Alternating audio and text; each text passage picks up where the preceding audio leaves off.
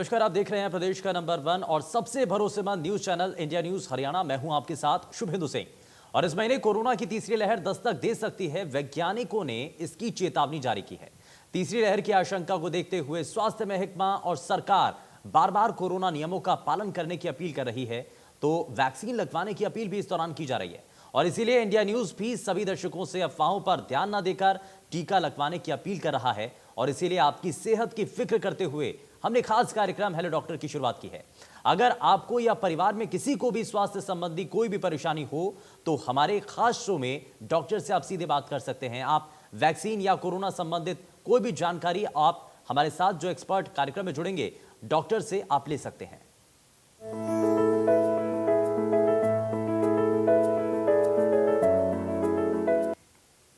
Corona की तीसरी लहर की आशंका जताई जा रही है, तो हरियाणा सरकार भी पूरी तरीके से अलर्ट मोड पर नजर आ रही है। और इसी को लेकर के तीसरी लहर से निपटने की तैयारी और क्या इस दौरान तैयारियां की गई हैं, ये हम आपको ग्राफिक्स के जरिए दिखा रहे हैं। उपकरण और दवाइयों के स्टॉक की निगरानी और साथ ही साथ इसमें सबसे महत्वपूर्ण चीज ये कि बेड, ऑक्सीजन और वेंटिलेटर की जो संख्या है वो इस दौरान बढ़ाई गई है, ताकि किसी भी तरीके से जो आम जनता है, जो मरीज आएंगे अस्पतालों में, उनको परेशानी ना हो। डॉक्टर्स, पैरामेडिकल स्टाफ की नई भर्ती की गई हैं और कई जिलों में ऑक्सीजन के नए प्लांट भी लगाए गए हैं। यानी कि व्यवस्थाएं पहले से ही तैयार कर दी गई हैं। और साथ ही साथ पानीपत, हिसार में 500 बेड के अस्पताल इस दौरान बनाए गए हैं।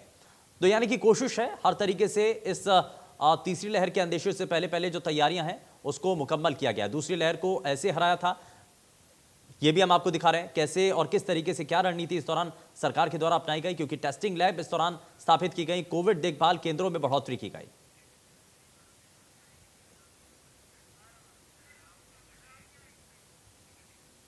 और चलिए जरा बिना समय गवाए आगे बढ़ते हैं। और इस बीच दो खास मेहमान हमारे साथ कार्यक्रम में जुड़ चुके हैं। फिजिशियन डॉक्टर अभिनव हमारे साथ कार्यक्रम में है। डॉक्टर अभिनव, बहुत स्वागत है आपका कार्यक्रम में। और स्किन रोग विशेषज्ञ डॉक्टर कार्तिकेय अग्रवाल हमारे साथ कार्यक्रम में जुड़ चुके हैं। डॉक्टर कार्तिकेय, बहुत स्वागत है आपका कार्यक्रम में।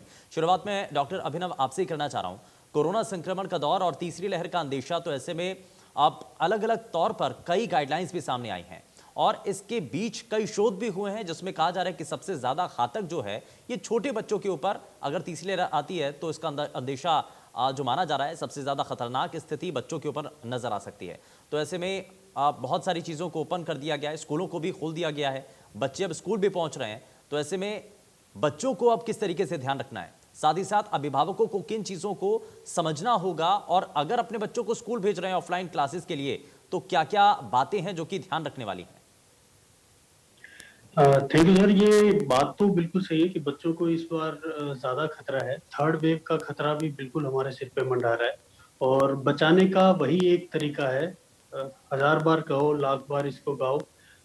Covid appropriate behaviour is the key for prevention and prevention is the. Covid appropriate behaviour ही हमें और हमारे बच्चों को बचाएगा। और इसमें बच्चों को चीजें सिखानी है, हैंड हाइजीन सिखानी है, सैनिटाइजर ढंग से यूज करना सिखाना है, हैंड वॉशिंग अच्छे से सिखानी है, फिजिकल डिस्टेंस सिखाना है, स्ट्रिक्टली सिखाना है, क्योंकि बच्चे नहीं मानेंगे। They will mimic you, they won't listen to you. तो वो आप जब खुद करेंगे तब बच्चे उन चीजों को फॉलो करेंगे। तो सबसे पहले खुद से शुरू करो, सारे कोविड अप्रोप्रिएट बिहेवियर्स को फॉलो करो ताकि बच्चे हमें फॉलो करें और उनको स्ट्रिक्टली फॉलो करने के लिए ट्रेन करो। बिल्कुल, तो यानी कि सबसे पहले हमें उन नियमों का पालन करना होगा, तभी हम अपने छोटे छोटे बच्चों को, घर में जो बाकी घर के सदस्य हैं उनको भी हम इस बारे में बता सकते हैं। लेकिन डॉक्टर कार्तिकेय, अब ऐसा मुझे नहीं लगता कि कोई शख्स होगा जिसको कोरोना संबंधी नियमों के बारे में नहीं मालूम होगा। यानी कि अगर चेहरे को ढक करके रखना है, सोशल डिस्टेंसिंग का पालन करना है, अपने हाथों को साफ रखना है, सैनिटाइज करना है, ये बातें सभी को मालूम है। लेकिन आज भी अगर अपने घर से हम बाहर निकलते हैं, सार्वजनिक जगहों पर पहुंचते हैं, बाजारों में देखते हैं भीड़ भाड़ होती है, सोशल डिस्टेंसिंग का पालन नहीं होता है। लोगों को हम देखते हैं, जानकारी होती है, उनसे पूछते भी हैं कि क्या आपको पता है कि कोरोना चल रहा है। उनको पता है कि कोरोना है, बीमारी बड़ी घातक है, मास्क पहनना इसका एक इलाज है, लेकिन उसके बावजूद भी चेहरे को ढक करके नहीं रखते हैं। ये कारण इसके पीछे क्या है? क्या जो दूसरी लहर के दौरान अब जो केसेस कम हो गए हैं इसकी वजह से लोग निश्चिंत होते चले जा रहे हैं?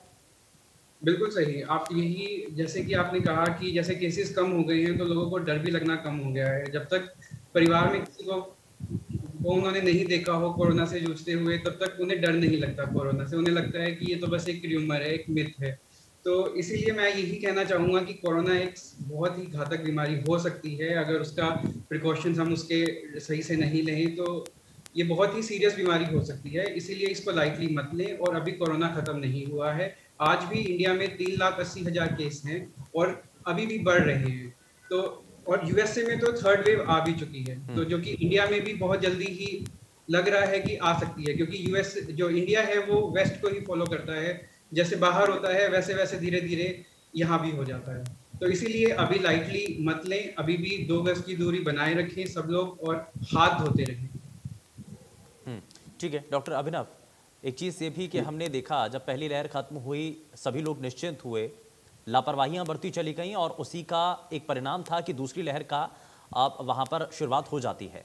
कुछ ऐसे ही हालात अब बनते हुए नजर आ रहे हैं। अब अगर हम देखें, तुलना करें एक बार फिर से, दूसरी लहर के जो केसेस हैं वो धीरे धीरे कम हुए, लोग लापरवाह होना शुरू हो रहे हैं और तीसरी लहर का अंदेशा है। और कई एक्सपर्ट्स के द्वारा ये अनुमान भी जताया जा रहा है कि अक्टूबर और नवंबर में ये अपने पीक पर होगी। तो यानी कि समय बहुत कम है और इस दौरान हमें अपनी तैयारियों को भी मुकम्मल करना है। सर, इस चीज को समझना बहुत जरूरी है। हम लोग सेकंड वेव वाली कमियां दोबारा दोहरा रहे हैं। पहले भी फर्स्ट वेव के बाद हम लोग बहुत रिलैक्स हो गए थे और फिर से लोग सेकंड वेव के बाद, इवन जो लोग पहले इन्फेक्ट हो चुके, जिनके पे घर में कोई इन्फेक्ट हो चुका, वो लोग भी बहुत रिलैक्स हो चुके। लोगों ने मास्क हटा दिए हैं, फिजिकल डिस्टेंसिंग नहीं रखते हैं, हाथ नहीं धोते हैं। अब केरला में दोबारा से केस बढ़ने शुरू हुए हैं। आधे से ज्यादा केसेस साउथ के 2-3 स्टेट से आ रहे हैं। आधे केसेस केरला से आ रहे हैं, क्योंकि वहां भी उन्होंने ओणम और मुहर्रम बड़े धूमधाम से मनाया था। आगे हमारा भी फेस्टिव सीजन आ रहा है, दशहरा आ रहा है, दिवाली आ रही है, दुर्गा पूजा आ रही है, और वहाँ के बड़े केसेस ये पूरे देश में फैल सकते हैं, वो पूरा उसमें फैल सकता है। दूसरी बात, अगेन सब लोग, बड़े लोग, पहले काफी लोग इस चीज से गुजर चुके हैं। हमारा हेल्थ सिस्टम बड़ों को ट्रीट करने के लिए ट्रेन हो चुका है। दोबारा से ध्यान बच्चों की तरफ देना है। मुंबई के हॉस्पिटल में 22, एक स्कूल में 22 बच्चे इन्फेक्ट हुए हैं। तो इस तरफ बहुत खास ध्यान देना है। ये गलती दोबारा, जो सेकंड वेव की गलती थी, वही हम लोग दोबारा कर रहे हैं और इस चीज से बचना चाहिए। हम एक और बड़े खतरे को लेकर के बात कर रहे हैं। डेंगू और वायरल फीवर के जो केसेस बढ़ रहे हैं, डॉक्टर कार्तिकेय अग्रवाल, ये कितना चिंताजनक होते चले जा रहे हैं और हमारे शरीर पर वैसे ही कई तरीके की बीमारियां हैं, उसका प्रकोप पूरी तरीके से बना हुआ है। दूसरी तरफ कोरोना का खतरा है और तीसरी तरफ से जो अटैक है वो डेंगू और वायरल फीवर जैसी खतरनाक बीमारियों को लेकर के भी बना हुआ है। बिल्कुल सही। जो आजकल आप सब जगह देख रहे हैं कि पानी सब जगह इकट्ठा हो रहा है, वाटर लॉगिंग हो रही है। अगर वाटर लॉगिंग कहीं पर भी होगी तो वहाँ पर मच्छर तो पनपेंगे ही, और अगर मच्छर वहाँ पर होंगे तो मच्छरों से जुड़ी हुई सारी बीमारियाँ होंगी, जिसमें से डेंगू, वायरल कुछ बीमारियाँ, और जैसे मलेरिया जो है वो अभी तक टचवुड नहीं है इतना ज़्यादा फैला है, बट उसके भी फैलने के पूरे चांसेस हैं। तो हमें ये चीज़ ध्यान रखनी है कि कहीं पर भी अगर पानी इकट्ठा होता है तो उसको साफ करें, पानी को कहीं पर भी इकट्ठा नहीं होने दें। ठीक है, पानी इकट्ठा नहीं होने देना है। लेकिन डॉक्टर अभिनव, मैं वापस जरा आपके पास आता हूँ और इसी सवाल के साथ कि अब हमें डिफरेंशिएट भी करना आना चाहिए। हमें पता होना चाहिए, बदलता हुआ मौसम है, वायरल फीवर भी चल रहा है, डेंगू जैसे लक्षण भी कई लोगों में पाए जा रहे हैं। तो सीधे अगर बुखार होता है, क्योंकि बहुत से लक्षण ऐसे हैं जो कि आपस में मिलते जुलते हैं, कोरोना के भी कुछ ऐसे ही लक्षण हैं और कुछ डेंगू के भी और वायरल फीवर के भी कुछ वैसे ही लक्षण नजर आते हैं। तो ऐसे में ये पता करना कि डेंगू कौन से बुखार हो रहा है, अगर तो कितने टेम्परेचर तक जाएगा, बहुत तेज फीवर आ रहा है, कैसे डिफरेंशिएट किया जाए? देखिए, अगर मलेरिया और dengue usually high grade fever के साथ शुरू होते हैं। वायरल फीवर और including Covid initially low grade fever के साथ शुरू होता है। कोविड में ऐसा बोला जाता है कि जब तक न्यूमोनिया डेवलप नहीं होता, जो कि पांचवा छठा सातवां दिन होता है जिसमें न्यूमोनिया डेवलप होता है, तब तक 101 से ऊपर बुखार नहीं जाता। जबकि दूसरी तरफ मलेरिया हमेशा जाड़ा देके, कपकपी देके बुखार करता है, जो कि बुखार आमतौर पर हमेशा ही 101 से ऊपर होता है। और डेंगू के शुरुआती दिन भी हाई ग्रेड फीवर आता है।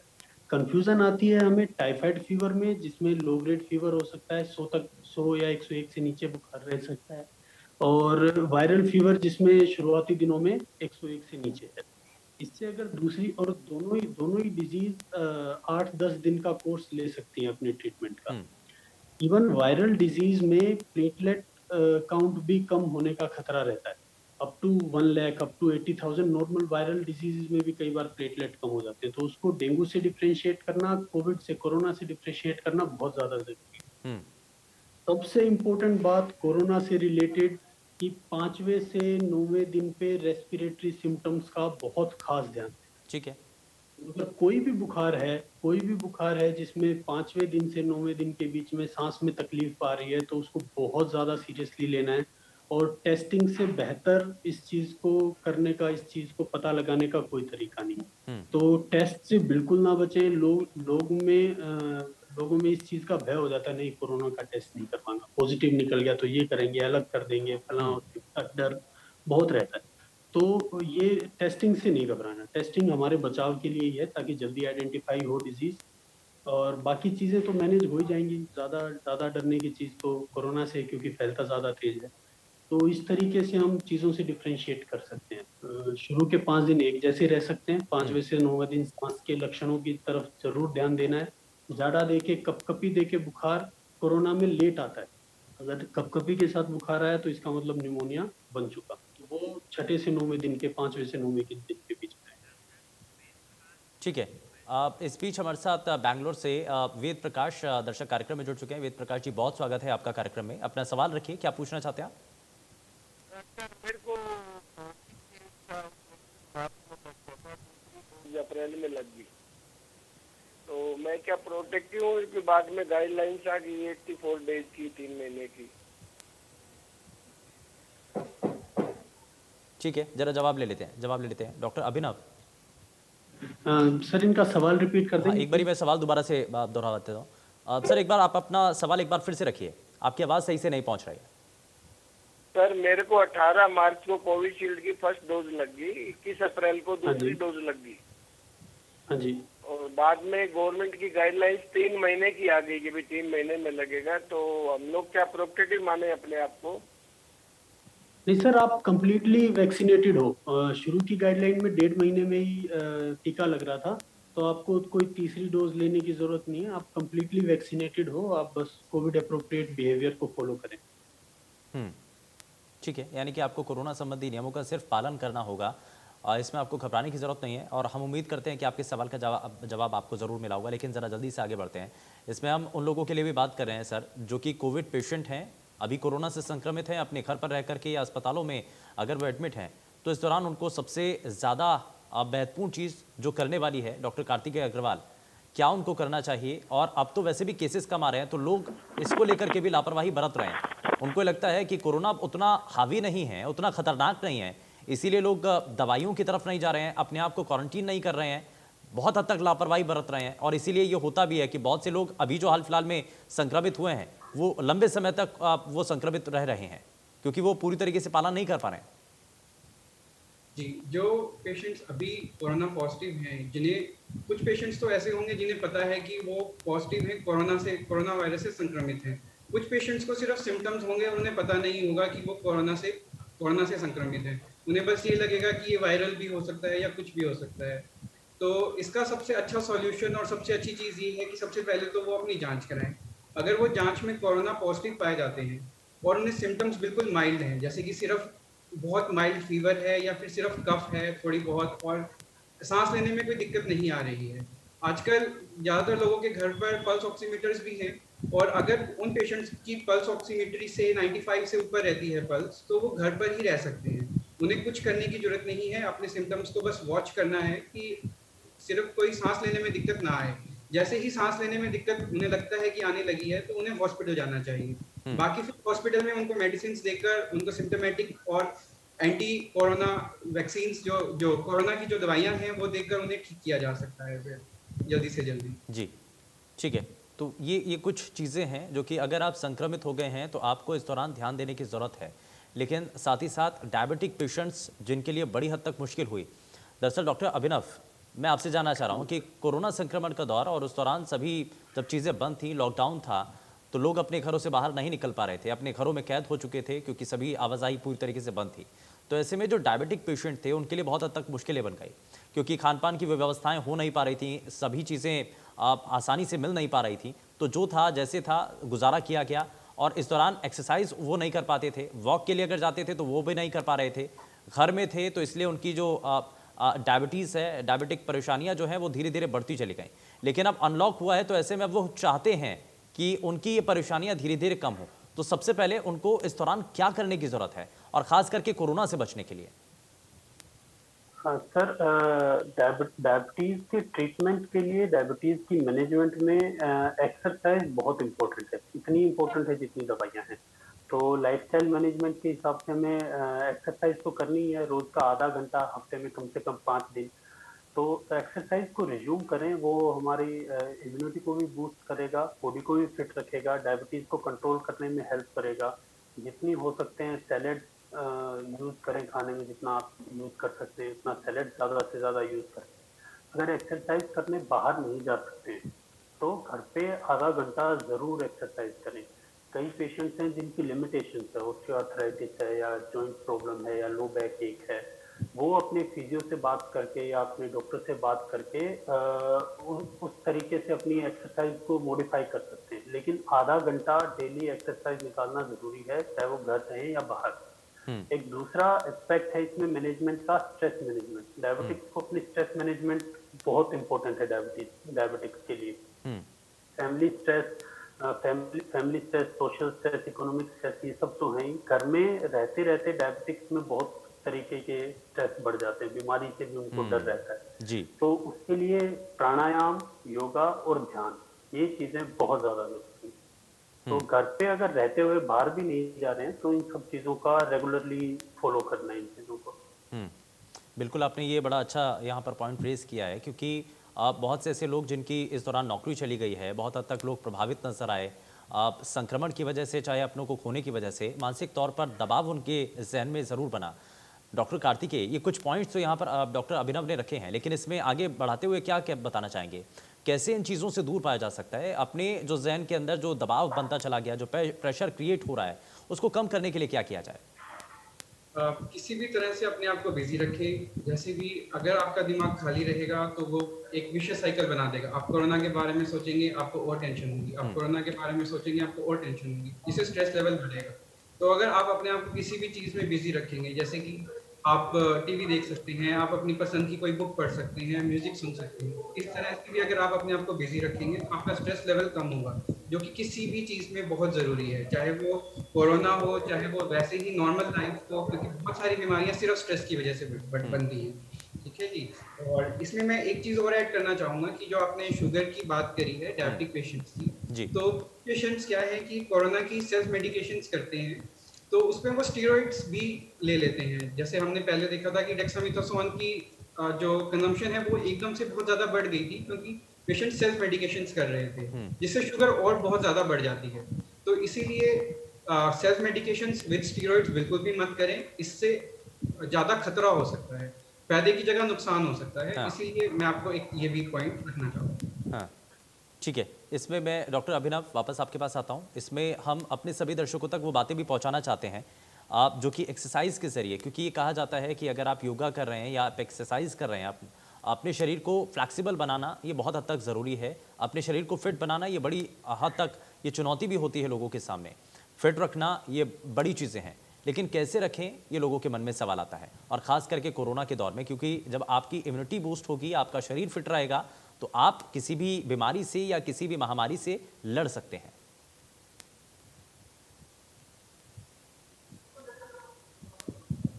डॉक्टर अभिनव।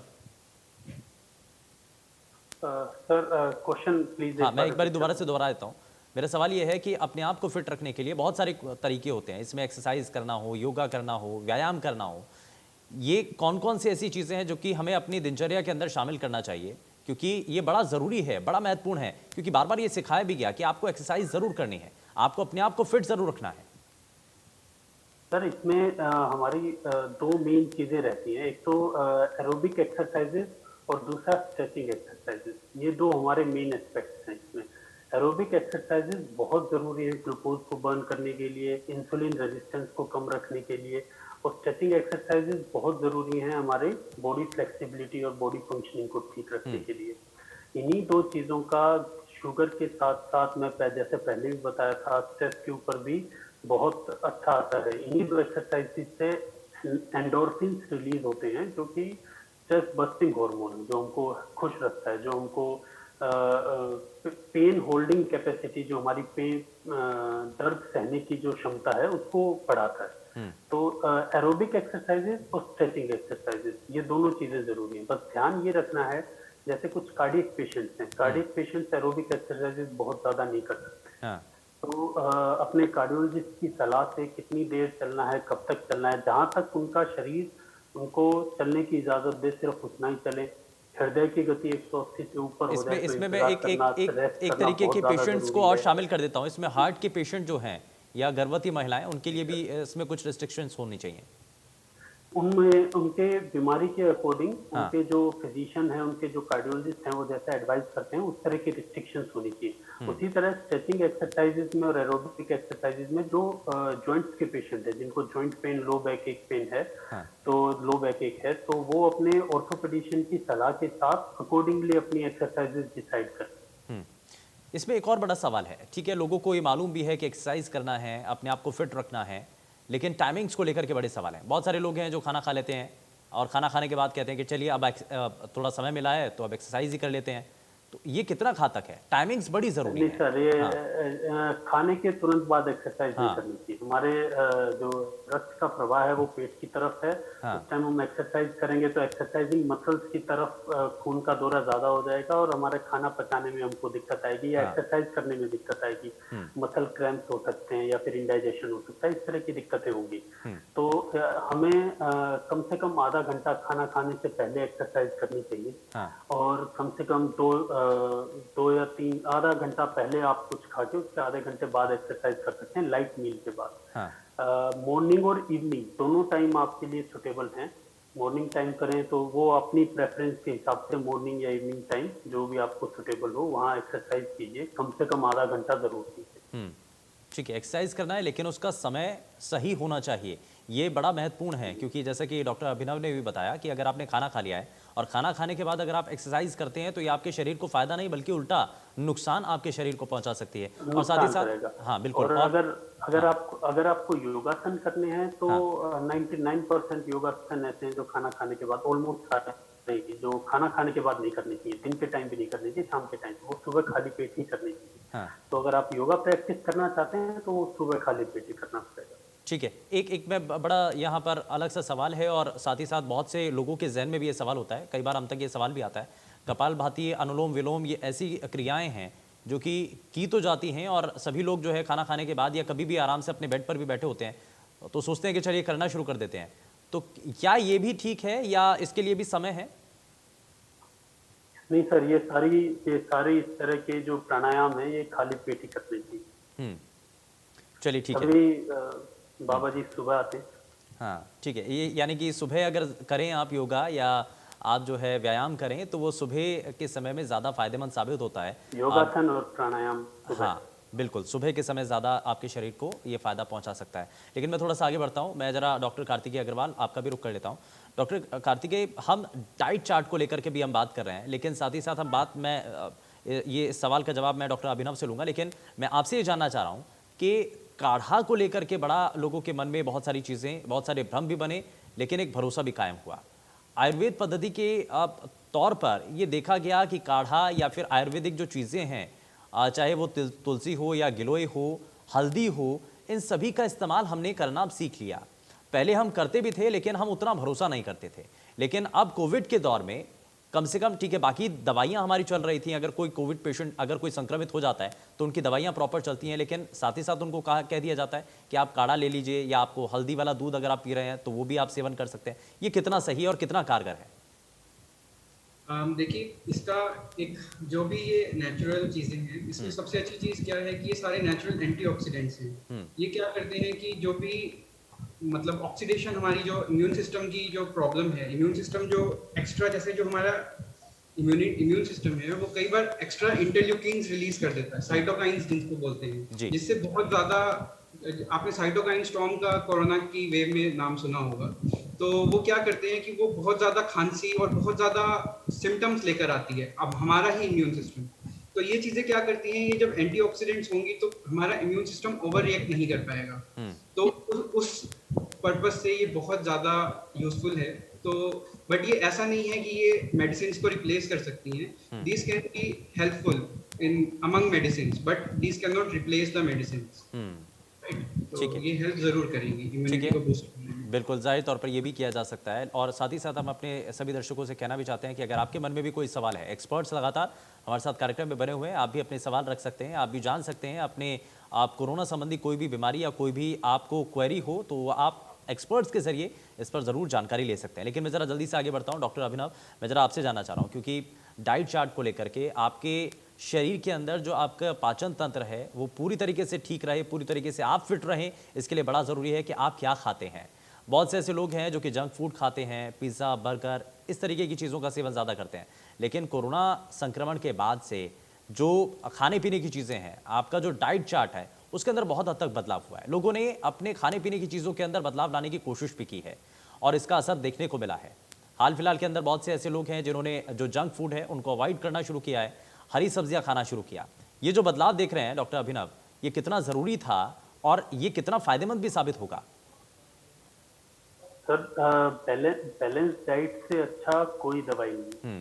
तो इस चीज को हम समझ लें, कोविड के कॉन्टेक्स्ट में भी, कोविड के अलावा भी, डायबिटिक्स में भी, हाइपरटेंसिव में भी एक बैलेंस डाइट होना जरूरी है। अब बैलेंस डाइट क्या है? बैलेंस डाइट है जिसमें 60 to 65% कार्ब्स हैं, 15 to 25% फैट ले सकते हैं, और इसके अलावा हमारा 10 to 20% प्रोटीन्स होना चाहिए। जितना बॉडी वेट है उतना ग्राम प्रोटीन होना जरूरी है खाने में। 8 ग्राम 10 ग्राम के करीब, 40 ग्राम से 60 ग्राम के करीब प्रोटीन होना जरूरी है। और इसके अलावा रफेज जो है, फाइबर्स हमें मिलता है सलाद से। तो कच्चा खीरा, ककड़ी, प्याज, टमाटर, जो भी चीजें सैलेड में हम ले सकते हैं, रफेज का अपना रोल है। तो ये जो बैलेंस डाइट है, इस बैलेंस डाइट में हमें चीजें लेनी चाहिए। अब हम फास्ट फूड लेंगे तो उसमें रफेज और प्रोटीन बिल्कुल ना के बराबर होते हैं, कार्ब्स और फैट सबसे ज्यादा रहते हैं। तो इस तरह की चीजों इससे आपके शरीर में मोटापा तो बढ़ता ही है और साथ ही साथ बीमारियों का घर भी आपका जो शरीर है वो बनता चला जाता है। मैं ठीक है, मैं वापस लौटता हूं सर। इस बीच हमारे साथ एक दर्शक कार्यक्रम में जुड़ चुके हैं सिरसा से सतीश। बहुत स्वागत है आपका कार्यक्रम में, अपना सवाल रखिए। सतीश, बहुत स्वागत है, अपना सवाल रखिए। सवाल वैसे कोरोना के बाद तो पिछड़ियां बहुत दर्द करती है पैर तक। हाँ, नहीं वैक्सीन लगवाई है उसके बाद ये सब कुछ हुआ है, क्या कारण है? कोरोना के बाद हुआ जी। हाँ, अच्छा, कोरोना हो गया था आपको, उसके बाद से आपके पैरों में दर्द होने लगा है? हाँ, पैरों में। ठीक है डॉक्टर कार्तिकेय, क्या कारण इसके पीछे नजर आ सकते हैं? कोरोना हुआ, संक्रमित हुए उसके बाद? बहुत कॉमन पोस्ट कोविड सिम्टम है, जिसमें पैरों में दर्द और चेस्ट में भी थोड़ा बहुत पेन रहता है, थोड़ी बहुत कफ भी रहती है। इन्हें लास्ट मैं ये पूछना चाहूंगा कि कोरोना कौन से मंथ में हुआ था? सतीश जी, कोरोना कब हुआ था आपको? लगता है संपर्क टूट गया है। चलिए ठीक है जी। क्या है कि जो पोस्ट कोविड सिम्टम्स हैं वो 3 महीने से 6 महीने तक चल सकते हैं। तो इसमें कोई ऐसा प्रॉब्लम नहीं होती, घबराने वाली बात नहीं होती, सिर्फ सिम्टोमेटिक ट्रीटमेंट की जरूरत होती है। जैसे अगर इन्हें पेन है तो ये एक तो पेन किलर्स ले सकते हैं, जो कि जैसे कि पैरासीटामोल हो गया या फिर आइबुप्रोफेन हो गई, तो उससे पेन बिल्कुल ठीक हो जाएगा एंड थोड़े टाइम में ये अपने आप ही बिल्कुल ठीक हो जाएगा। अगर फिर भी परसिस्ट करता है पेन तो फिर इसकी जांच होगी, फिर इन्हें डॉक्टर को दिखाना। 6 महीने से ज्यादा अगर परसिस्ट करता है तो इन्हें दिखाना। ठीक है डॉक्टर अभिनव, मैं इसमें एक चीज़ और जान लेता हूं, क्योंकि बहुत सारे लोगों के मन में सवाल होता है कि कोरोना संक्रमित तो हो गए लेकिन उसके बाद बहुत सारे प्रभाव उनके शरीर पर नजर आने लगते हैं। एक बड़ी परेशानी जो कि इस दौरान देखने को मिली है, सांस लेने में जो परेशानियां लोगों को हुई हैं, ऐसे पेशेंट्स की संख्या बहुत हुई और उनका ये कहना है कि हम कोविड से अगर संक्रमित हुए तो उसके बाद हम ठीक भी हुए, लेकिन उसके बाद अब हम जिस तरीके से पहले सांस लेते थे वो बड़ा हद तक उनको परेशानियां होने लगी हैं। इसके पीछे कारण क्या है और क्या ये कोई और किसी और दूसरी तरीके की परेशानी के लक्षण भी हैं क्या? सर, इसमें जो पोस्ट कोविड एरा रहता है, जिसमें पोस्ट कोविड फेज में जब पेशेंट आता है, उसमें जो मैंने चीज ऑब्जर्व की है, उसमें पेशेंट्स को एक तो जनरलाइज वीकनेस, जैसा सर ने बताया, जैसा हमारे पिछले पेशेंट भी थे, जनरलाइज वीकनेस के या मसल वीकनेस के पेशेंट कंप्लेंट करते हैं। ठीक है। दूसरा, काफी पेशेंट्स को एंजाइटी डेवलप हो जाती है, हर छोटी छोटी बात से एंजाइटी। उसमें बहुत कॉमन है इलनेस एंजाइटी भी, क्योंकि जब कोविड हुआ था, सेकंड वेव थी, तो सब लोग स्ट्रेस में थे, हर जगह बुरा सुनाई दे रहा था, बुरी खबरें आ रही थी। हाँ। तो बहुत सारे पेशेंट को इलनेस एंजाइटी हुई है। मेरे पास अभी भी एक पेशेंट रह के गया है जिसको लगातार उसको ये लग रहा है कि कुछ शरीर में बुरा ही चल रहा है। हाँ, ठीक है। तीसरा मैं ये इस है पर कि मैं इस पर सर आपसे कई रिएक्शन लेता पेशेंट्स हूँ, मैं इस को पर आपसे रिएक्शन लेता हूँ। पूरी बात हम आगे करते हैं, लेकिन इस बीच हमारे साथ एक और दर्शक कार्यक्रम में जुड़ चुके हैं कश्मीर से। नरेंद्र, बहुत स्वागत है आपका कार्यक्रम में। अपना सवाल रखिए, पूछिए क्या पूछना चाहते हैं। हाँ जी, मुझे कोरोना हो गया था मई में। ठीक है। मई के बाद मतलब मैं कोई महीना 22 दिन रहा मैं इधर हॉस्पिटल में एडमिट। हाँ वहाँ पर तो ट्रीटमेंट हुआ, सारा कुछ हुआ, लेकिन अभी जो है अभी वीकनेस है जबरदस्त। हाँ और दूसरा जो है मेरा सांस अभी मतलब फूलता है, जब चलता हूँ तो सांस फूल जाता है। हाँ बस यही है थोड़ा, और मतलब शरीर कमजोर रहता है बहुत ही, कोई मतलब पूरी अपनी बॉडी जो है अपनी इसमें नहीं है पूरा। ठीक है। जिस तरीके से शरीर पहले था उस तरीके से नहीं है, और इसका जिक्र भी हम कर रहे थे। डॉक्टर कार्तिकेय और डॉक्टर अभिनव, हम इसी का जिक्र कर रहे थे। डॉक्टर अभिनव, मैं चाहूंगा कि अभी आप इस देखिए, सवाल में इनको हाँ। कोविड ठीक हुए 6 महीने तक हो गए हैं, उसके बाद भी ये वीकनेस और ब्रेथलेसनेस की कंप्लेन कर रहे हैं। हाँ अभी तक वैसे ये सारे हाइपोथेसिस हैं, अब तक पूरी तरह एस्टेब्लिश नहीं है, लेकिन कई बार कोविड प्रोलॉन्ग्ड इन्फ्लेमेशन पैदा करता है और खासकर लंग्स में ही पैदा करता है। तो ऐसे पेशेंट्स को ब्रेथलेसनेस की दिक्कत आती है। जिन लोगों के लंग्स में ज्यादा एरिया इन्वॉल्व था, जिनका कोविड स्कोर ज्यादा थे, जिनको ज्यादा एरिया में न्यूमोनिया डेवलप हुआ था, उनको उसी प्रकार उसी एरिया में ज्यादा फाइब्रोसिस भी होता है। ठीक है। तो या फिर कई बार जिनको नेक्रोटाइजिंग न्यूमोनिया हो जाता है, उनमें परमानेंट डैमेज की वजह से ब्रोंकिएक्टासिस नाम की दिक्कत हो जाती है, जिनमें बार बार खांसी और बलगम बनना शुरू हो जाता है। हाँ। तो इस तरह की दिक्कत, इस तरह की परेशानियां सांस लेने में ज्यादा दिक्कत करती है। लेकिन अब ऐसे में डॉक्टर साहब, डॉक्टर अभिनव, इसमें अब ऐसे में करना क्या चाहिए? अब जैसे नरेंद्र ने कहा कि उनको इतना समय हो चुका है, अब उनको सांस लेने में भी परेशानियां होने लगी हैं, सीढ़ियां चढ़ते हैं तो उनको दिक्कत है, तो इसके लिए कुछ करना है, उपाय करना है। जो पहले लाइफस्टाइल था, वो लाइफस्टाइल अब आपको मॉडिफाई करके अभी की जो कंप्लेंट्स है उसके हिसाब से लाइफस्टाइल करना होगा। हाँ। धूल मिट्टी ठंड से बचाव करना होगा, जितने भी एलर्जन है उनसे बचाव करना होगा, ठंडी चीजें खाने पीने से परहेज करना होगा। हाँ। सांस की एक्सरसाइजेज बहुत जरूरी है। जैसे हम कोविड में भी कहते थे कि आप गुब्बारे फुला के एक्सरसाइज कर सकते हो, शंख बजा के एक्सरसाइज कर सकते हो। आज अभी पहले हम डिस्कस कर रहे थे कि प्राणायाम बहुत जरूरी है।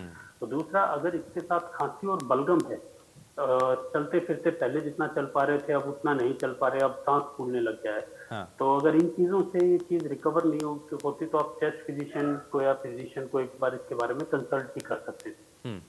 ठीक है। अगर इस तरीके से परेशानी लगातार बनी हुई है और एक लंबे समय से आपको सांस लेने में, अगर आप सीढ़ियाँ चढ़ रहे हैं तो भी परेशानी हो रही है, आपको अब शरीर के अंदर कमजोरी एक लंबे समय तक महसूस हो रही है, तो इसके लिए आपको अपने जो डॉक्टर हैं उनसे जरूर संपर्क करना चाहिए। हाँ, और कुछ विटामिन के टेस्ट कर सकते हैं, विटामिन डी लेवल देख सकते हैं, अगले दर्शक, ठीक है, B12 के लेवल देख सकते हैं। तो ठीक है सर। उसके बाद और कई बार पोस्ट कोविड में मसल एक्स वगैरह ये लंबे टाइम तक रह सकते हैं, तो ये विद टाइम भी ये चले जाएंगे। ठीक है, ठीक है। यानी कि आपको इस दौरान डॉक्टर से जरूर सलाह लेनी चाहिए। आप इस बीच हमारे साथ अगले दर्शक सतपाल कार्यक्रम में जुड़ चुके हैं। सतपाल, बहुत स्वागत है आपका कार्यक्रम में। अपना सवाल रखिए, पूछिए क्या पूछना चाहते हैं। मेरे को जून में हुआ था कोरोना। ठीक है। एक तो बाल बहुत चढ़ने लग गए, उसके बाद हाँ। एक तो बाल बहुत चढ़ते हैं, नेल्स में भी थोड़ी दिक्कत आ रही। हाँ, बस। ठीक है, ठीक है। डॉक्टर कार्तिकेय, हाँ जी, तो आपने कब बताया कौन से मंथ में कोरोना हुआ था? जून में उनको कोरोना हुआ है। हाँ, अभी हुआ है। राइट। कोरोना में जी क्या होता है कि एक कंडीशन होती है बालों में, जिसे टीलोजन एफ्लूवियम बोलते हैं। क्या होता है कि बालों का एक साइकिल होता है जिसमें बाल ग्रो करते हैं, फिर बाल वो झड़ते हैं।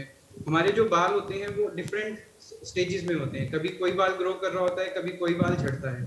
तो जब कोरोना होता है तो क्या होता है कि सारे बाल एक ही स्टेज में आ जाते हैं, गिरने वाले स्टेज में। इसे टीलोजन एफ्लूवियम बोला जाता है। राइट। तो ये वाले बाल जो हेयर फॉल होता है ये टेम्परेरी होता है, ये किसी भी बीमारी के बाद हो सकता है। अब आजकल कोरोना ज्यादा चल रहा है तो कोरोना की वजह से टीलोजन एफ्लूवियम बहुत कॉमन है। हाँ। ये नॉर्मली क्या होता है कि कोरोना के 3 महीने बाद भी स्टार्ट हो जाता है कई बार टीलोजन एफ्लूवियम, और 3 से 4 महीने तक हेयर फॉल चलता रहता है, जिसमें हेयर की थोड़ी बहुत डेंसिटी कम होती है। बट जैसे ही ये 3-4 महीने कवर पूरे हो जाते हैं तो ये वाले सारे बाल वापस आ जाते हैं। ठीक है, तो यानी से कि बिल्कुल नहीं घबराना। हाँ। और आपके जो भी बाल गिरे हैं वो सारे के सारे 100% वापस आएंगे, चलिए। क्योंकि इस कंडीशन का नाम है टीलोजन अफ्लूवियम और ठीक ये परमानेंट नहीं है, ठीक है, टेम्परेरी यानी कि घबराने की जरूरत नहीं है और ये बिल्कुल कुछ नहीं। समय के लिए जरूर ये परेशानी होगी, लेकिन वापस ये चीजें ठीक हो सकती हैं। हम उम्मीद करते हैं आपके सवाल का जवाब आपको जरूर मिला होगा। लेकिन आगे बढ़ते हैं, इस बीच हमारे साथ एक और दर्शक रोहतक से कार्यक्रम में जुड़ चुके हैं, विजयपाल, बहुत स्वागत है आपका कार्यक्रम में। अपना सवाल रखिए, पूछिए क्या पूछना चाहते हैं। मेरे को चेस्ट में दर्द रहता है जी। ठीक है, तो कोविड हुआ था आपको, कोरोना हुआ था, उसके बाद आपको ये परेशानी हुई है? 2020 में नवंबर में कोरोना हुआ था। हाँ और वो कोरोना होने के बाद हाँ जी जी, 2020 नवंबर में आपको कोरोना हुआ था और उसके बाद आपके चेस्ट में दर्द होता है। ठीक है, जरा इस पर जवाब ले लेते हैं। ठीक है डॉक्टर अभिनव, 2020 नवंबर में उनको कोरोना हुआ, लेकिन अब उसके बाद छाती में दर्द हो रहा है, चेस्ट में दर्द होता है। सर, इसका कोविड से होना थोड़ा लेस लाइकली है, कोविड इसका कारण नहीं होगा। हाँ। तो इसके हमें लोकल कॉजेज वहाँ पे और ढूंढने पड़ेंगे। तो उसके आप चेस्ट में इसके साथ अगर खांसी बलगम है तो इन्फेक्शन हो सकता है, अगर खाना खाने के बाद है या खाली पेट ज्यादा दर्द होता है, सुबह उठते हैं कलेजे में दर्द होता है, तब इसके एसिडिटी से रिलेटेड कोज हो सकते हैं। चलते फिरते छाती का दर्द बढ़ सकता है, बढ़ रहा है तो हार्ट संबंधी कोजेज हो सकते हैं। तो वो सारे कोजेज हमको ढूंढने पड़ेंगे। हाँ ठीक है, तो यानी कि आपको जो अपने कोविड नजदीकी डॉक्टर से हैं, रिलेटेड ये चेस्ट पेन बहुत लेस लाइकली है, उसकी वजह से नहीं हो। ठीक है, यानी कि कोई और दूसरा कारण भी हो सकता है, इसलिए आपको जल्द से जल्द अपने जो नज़दीकी डॉक्टर हैं उनसे ज़रूर संपर्क कर लेना चाहिए। ठीक है, जरा आगे बढ़ते हैं। इस बीच हमारे साथ सोनीपत से अगले दर्शक कार्यक्रम में जुड़ चुके गोविंद, बहुत स्वागत है आपका कार्यक्रम में। अपना सवाल रखिए। गोविंद, बहुत स्वागत है, अपना सवाल रखिए, पूछिए क्या पूछना चाहते हैं। गोविंद, मुझे सुन पा रहे हैं आप? हाँ जी, गोविंद, बहुत स्वागत है, अपना सवाल रखिए। मैं ये पूछ रहा हूँ कि मैं हार्ट पेशेंट और डायबिटिक हूँ। ठीक है मैं कोविशील्ड का इंजेक्शन लगवा सकता हूँ? सर, क्या पूछना चाह रहे हैं आप? कोविशील्ड की कोविड का डोज लगवा इंजेक्शन सकता लगा हूँ? सकते हैं। ठीक है, सर, ठीक ये है। सवाल नहीं है, नेसेसिटी है, आप अपना इंजेक्शन लगवाइए हाँ। जल्दी से जल्दी। ये तो बड़ा ज़रूरी है। और हालांकि इसमें ठीक है, मैं इसमें एक जरा जल्दी से रिएक्शन भी ले लेता हूँ। डॉक्टर कार्तिकेय अग्रवाल, बहुत से ऐसे मरीज हैं जिनको बड़ी गंभीर बीमारियां भी हैं, तो ऐसे में उनके मन में सिर्फ यही सवाल होता है कि हम वैक्सीन लगवाएं या ना लगवाएं, क्योंकि हमें गंभीर बीमारी है। जैसे कि हमारे साथ अभी गोविंद जुड़े, उनका भी यही सवाल था कि उनको गंभीर बीमारी है, इसीलिए वो इंतजार कर रहे हैं कि वैक्सीन लगवाएं या ना लगवाएं। तो क्या करना चाहिए इसमें? जी, जब हमारे देश में वैक्सीनेशन प्रोग्राम स्टार्ट हुआ था, हाँ। तब आपको याद होगा कि हमने 45 टू 60 में वैक्सीनेशन उन्हीं के लिए स्टार्ट किया था जिन्हें कोमॉर्बिड कंडीशंस थी। कोमॉर्बिड कंडीशन जैसे कि शुगर, जैसे कि हाई बीपी, हाइपरटेंशन हो गई, डायबिटीज हो गई, या कोई और अन्य हार्ट की प्रॉब्लम या लंग्स की प्रॉब्लम, तो उनके लिए हमने उन्हें प्रायोरिटी दी थी कि उन्हें वैक्सीनेशन पहले दी जानी चाहिए।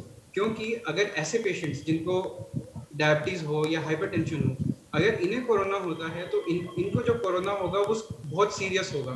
तो इसीलिए हमें इन्हें ये सीरियसनेस से प्रिवेंट करने के लिए वैक्सीन जल्दी से जल्दी देनी चाहिए और ऐसे पेशेंट्स को बहुत जल्दी वैक्सीन लगवानी चाहिए। ठीक है, वैक्सीनेशन बहुत हद तक ज़रूरी है और इसीलिए हमारे इस कार्यक्रम का मकसद भी ये है कि जितने भी दर्शक इस वक्त ये कार्यक्रम देख रहे हैं वो ज़रूर, अगर अभी तक वैक्सीन नहीं लगवाई है तो आपको वैक्सीन तो ज़रूर लगवाना है, ये बड़ा ज़रूरी है।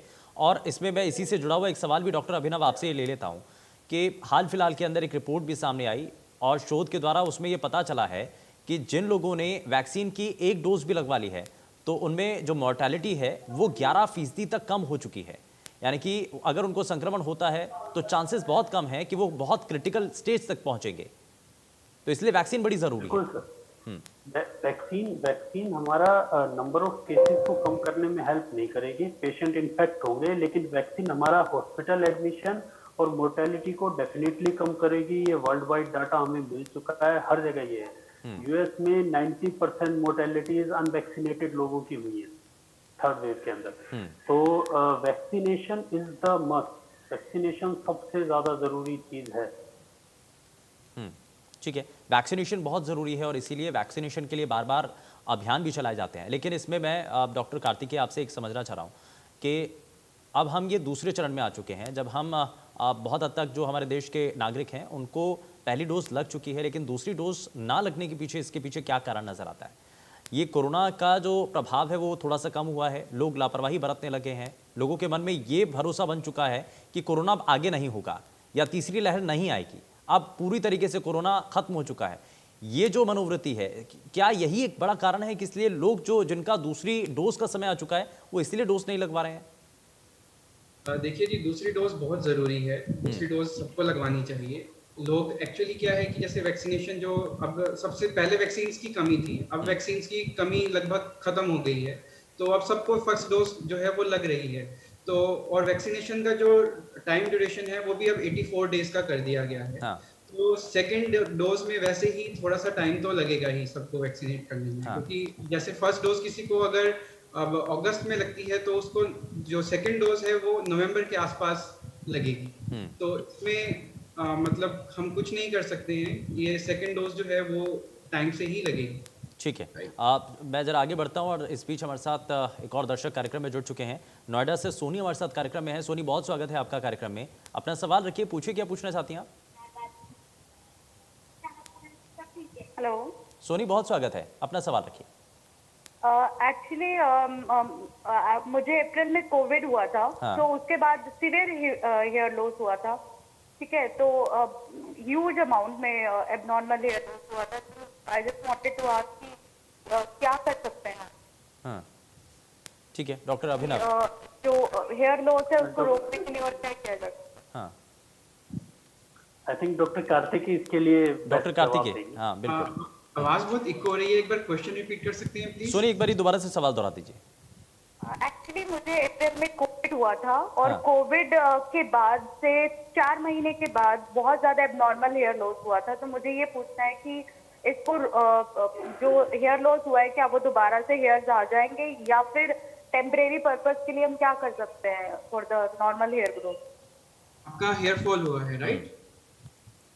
जी, अप्रैल में कोविड के बाद 4 महीने बाद बहुत ज्यादा हेयर फॉल हो रहा है। हाँ, मैंने लास्ट क्वेश्चन भी यही बताया है कि जो पोस्ट कोविड के बाद हेयर फॉल बहुत ज़्यादा हो रहा है, ये टीलोजन एफ्लूवियम एक कंडीशन होती है जो कि किसी भी बीमारी के बाद हो सकती है। जैसे आपने प्रेग्नेंट फीमेल्स में देखा होगा कि प्रेगनेंसी के बाद बहुत ज़्यादा बाल झड़ते हैं, ऐसे ही कोरोना में भी स्ट्रेस कंडीशन है, इसलिए बाल बहुत ज़्यादा झड़ते हैं। और ये नॉर्मली 3 महीने के बाद स्टार्ट होता है और जो हेयर फॉल है वो टेम्परेरी है। जितने भी बाल आपके गिरे हैं वो 6 महीने के बाद दोबारा उनकी रीग्रोथ होगी और वो सारे के सारे वापस आ जाएंगे। आप इसको रोकने के लिए, इसे कम करने के लिए एक हेल्दी डाइट को फॉलो कीजिए। प्रोटीन अगर आप ले सकते हैं, जैसे कि आप एग्स बहुत ज़्यादा खाइए, अगर आप एग्स खा लेते हैं तो एग्स खाइए। अगर आप वेजिटेरियन हैं तो पनीर खाइए और दूध पीजिए, ठीक है जी। अपना प्रोटीन जो है वो आपका कंप्लीट होना चाहिए, तो आपका हेयर फॉल जल्दी से जल्दी स्टॉप हो जाए। ठीक है, हम उम्मीद करते हैं सोनी आपकी जो बालों की परेशानी है वो जल्द से जल्द ठीक हो जाएगी और ये सुझाव आप ज़रूर इनका अपनी ज़िंदगी में पालन करेंगे। बहुत शुक्रिया दोनों ही खास मेहमानों का भी हमारे साथ कार्यक्रम में जुड़ने के लिए, कई महत्वपूर्ण सलाह हमारे सभी दर्शकों तक पहुंचाने के लिए और बड़ी जो खास जानकारी है दर्शकों के लिए बड़ी महत्वपूर्ण साबित हो सकती है। और इसलिए हम बार बार एक बार फिर से अपने मंच के द्वारा अपील करना चाहते हैं कि आप अगर कोरोना से बचना चाहते हैं तो वैक्सीनेशन के प्रति अपने आप को ज़रूर सजग करें और वैक्सीन ज़रूर लगवाएं। पेशकश में फिलहाल के लिए बस उतना ही। नमस्कार।